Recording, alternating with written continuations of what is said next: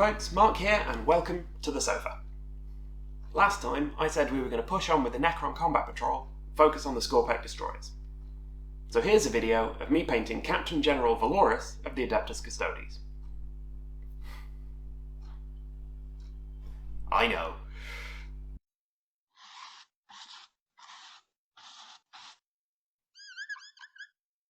This is one of those rare occasions that I'm painting for someone else, so it came with a couple of restrictions.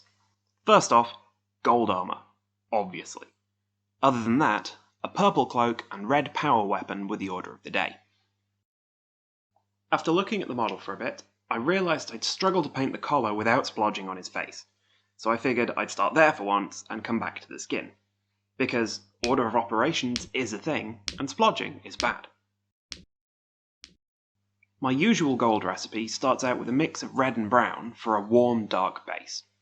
On top, I layer up a few different golds depending on what kind of look I want, in this case, fairly warm yellow tones. All I'm looking for is shadows that don't reflect light, and highlights only on the upward-facing surfaces and edges. It's nothing super fancy, but it looks decent from most angles and doesn't take all year. As an experiment, I decided to use green and blue inks to add some extra shading and colour variation. Blue would be on the lower legs, fading to green centred on the head in order to draw the eye. That was the theory anyway. It seemed a little dull though, so I finished the armour up with tiny highlights of a paler, more creamy gold. There was so much armour though that just one type of gold would be a big shapeless mass, so I decided to break it up. I went over the detail areas with a red metallic paint, glazed on a regular gold, and then ended with a yellow metallic. I made sure plenty of the red showed through so that it kept that rose gold colour. With the armour out of the way, I could do the face. Skin involves a lot of going back and forth tweaking the tones, so I just throw a range of flesh tones onto my wet palette and start glazing. This helps me get it smoother and colour correct as I go. I don't really have a recipe for it, I just keep going until it looks right. A lot of people will ignore the eyes at this scale because they're tiny and a pain. I always paint them, because how else can you imprison the souls of your enemies in plastic? Dark flesh colours first for an indication of lashes, and then a pale grey, never white, unless I want a look of wide-eyed terror. Then, a little blob of colour for each iris, being careful to line them up with each other, and a quick retouch of any overflow onto the cheekbones. I didn't really have a recipe for the hair either. I just grabbed a few different greys and creams, starting dark and working brighter. I find hair looks better if it's a scattering of similar colours rather than a single shade mid-highlight set. So I used a few mid-greys and a few different pale white cream colours randomly over the base colour. Now with the head being done, it meant it was time for another big area, the cloak. A coat of purple was the obvious start, which I then started shading with glazes of dark blue-grey. It didn't have enough depth though, so I used black to pick out the deepest folds and shadows. Still not happy, I went back with a purple-cream mix to brighten the highlights up without making it too saturated and cartoony. A bit more back and forth across these colours, and it was looking a lot better. One thing that wasn't, though, was his facial hair. He was meant to have a moustache, not a strangely lumpy upper lip. That needed a quick fix, basically the same way as the hair, and no one would ever know.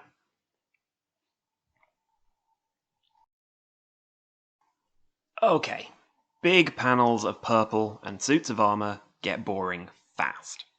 Time to have some fun with an embroidered eagle, which meant painting it dark brown first, before doing lots of tiny horizontal strokes of leather brown. It felt a little hard to read though, so for the yellow layer on top I was much neater with my strokes, staggering the lines to give it a stitched look.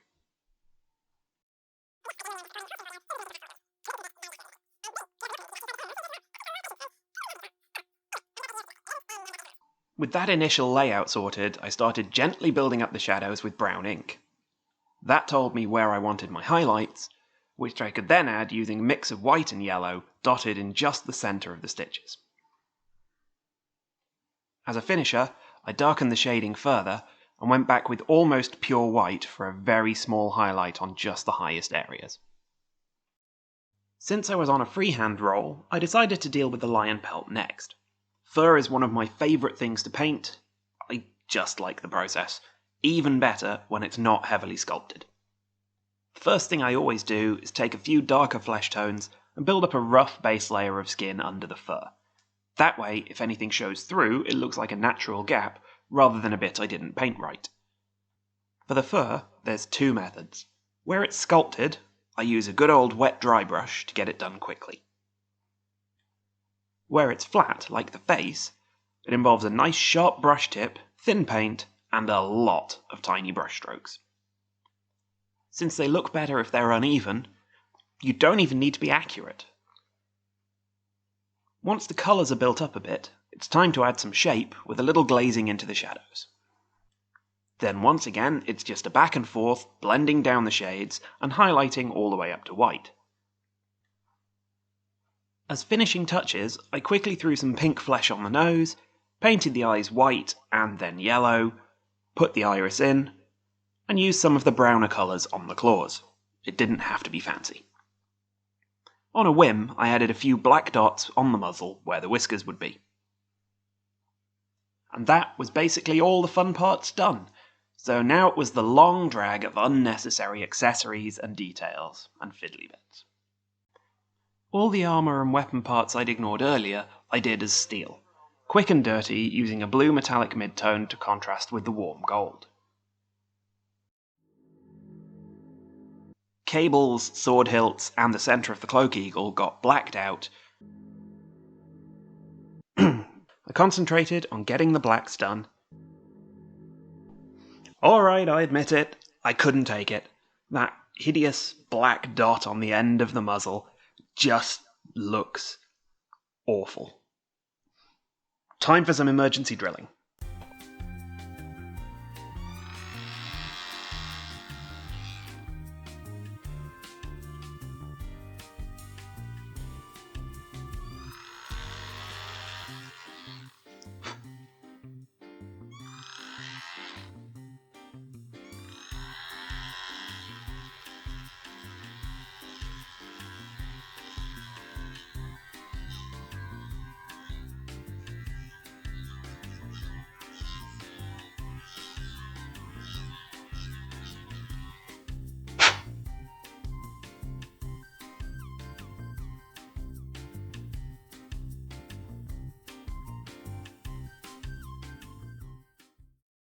Much better. Right, back to it. As I was saying, I used a few layers of brown greys as a quick highlight. In the end, I did a few point highlights of white on areas that needed some extra contrast, but that was all I could be bothered with. Feathers next then, and an excuse for more freehand, starting with dark grey and building up through greys and creams. I'm just following the lines of the feather strands, relying on each layer to add more detail to it and make it look more effective. I tried adding brown ink to the tips of the feathers to vary the colours, and immediately hated it. Luckily, some repainting with cream and adding black to create shadows recovered it, so I could then use those inks to shade the recesses and break up the feathers visually from each other. Which left me basically one big task: the axe blade. The original plan for a red power weapon got switched out for something closer to the old art of the Emperor's flaming sword. And that gave me an excuse to mess with translucent flames, especially because I hadn't sculpted anything onto the blade at the start. As a base to work over, I painted the axe white several times, and highlighted the surrounding metals where they touched the blade to help with the lighting effect. Because the axe was flat, I went in with some yellow ink to shape things, adding some orange afterward to deepen the colour. I also glazed those inks onto the new highlights on the metals, giving it a subtle glow. For the flames themselves, I grabbed some texture gel and mixed in the yellow ink. That got carefully blobbed onto the axe in rough flames, and I softened the lower edges with a damp brush to refine the shape. Once that cures, the next layer uses orange ink in the same way, but over less space, obviously.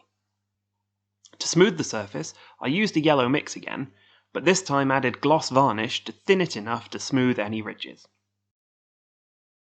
Then it was just a case of building the flames up towards dark red with thick layers, and then smoothing with thinned layers as I went.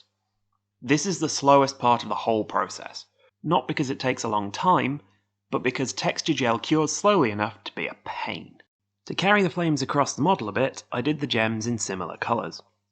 Nothing exotic, just shading the top and highlighting the bottom of each gem in reds, oranges and yellows, with the usual white point near the top. I did use more orange and yellow near the blade though, and added purple to the ones further away to keep attention near the head.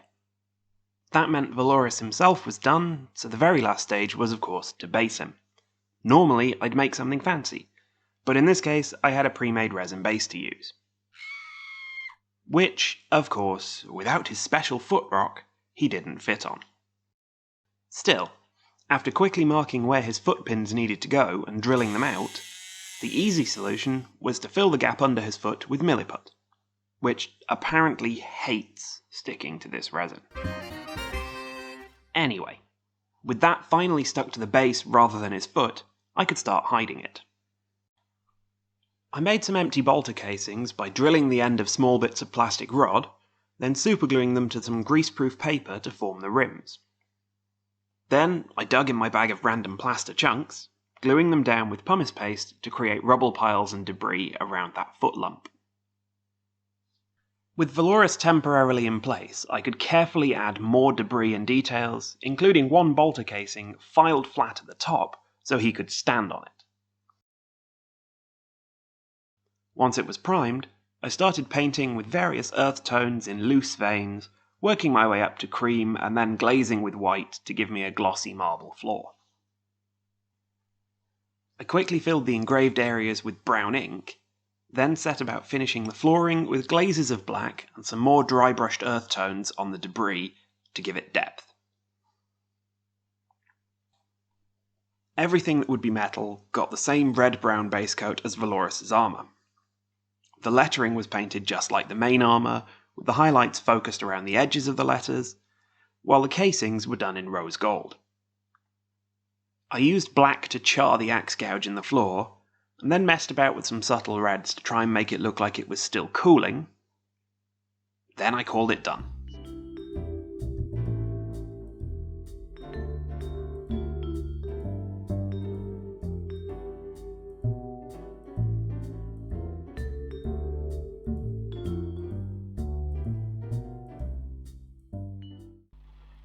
And there we have it. One Captain General of the Adeptus Custodes, ready for the battlefield.